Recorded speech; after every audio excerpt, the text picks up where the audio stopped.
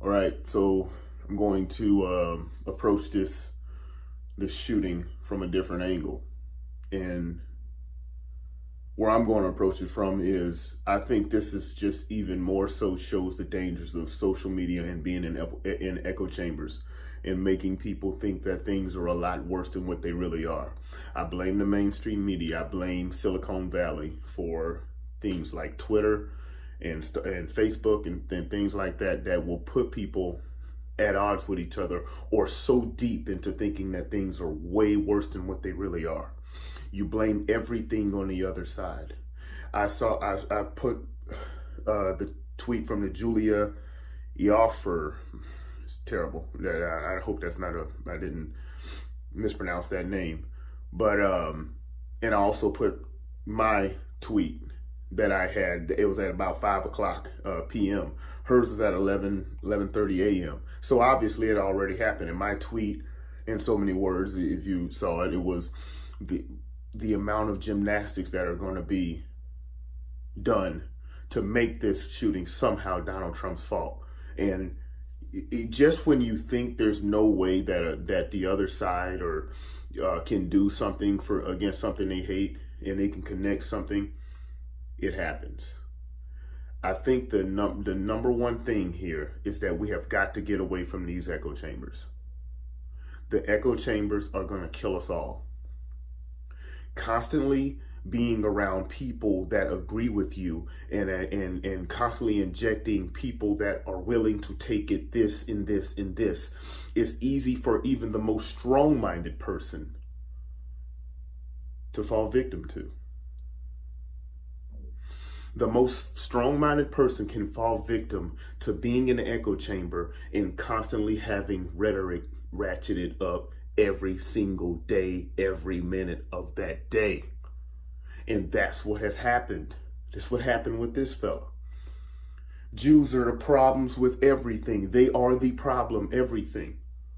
Now, the one thing I also want to see is I want to see the left call out Farrakhan. Farrakhan has been with all these leftist leaders, Clinton and Obama and whoever, and Jeremiah Wright with Obama, and have all spouted countless anti-Semitic things, but no one gives a damn to say anything. That's a tangent. Let me pull it back to this video right here. The other thing is that there has to be a lot of people, or people love to, like I say, be inside their echo chambers. They won't even be friends with people on the other side.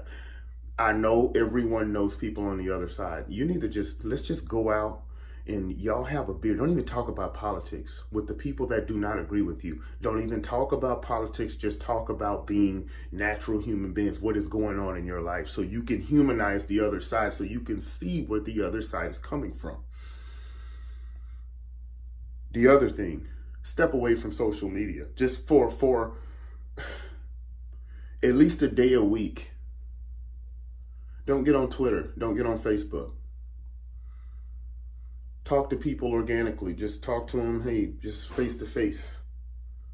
Talk to the people that you know in your life, not the person on the other side or on the West Coast or the East Coast that's pumping you full of whatever conspiracy theories and going against and raging every single day. Just step away from it. At least a day or two a week. Step away from it. And go outside, have a good time, go have a beer with this person that you don't, your ideals are not the same. Go have a beer with this person. Humanize the person on the other side that you might be able to see. On some things, on most things, I would imagine, you would be able to possibly see where that other person is coming from. That's about all I have on it. Let's just talk to other people. Talk to other people from the other side. Talk to them. See where they're coming from. Humanize the other person. And maybe, we can actually start talking about policy and just not being nasty to each other just because we just super duper don't like the person. All right, that's my thoughts on that. Comment, like, share, subscribe, and all that. We'll see you on the next one.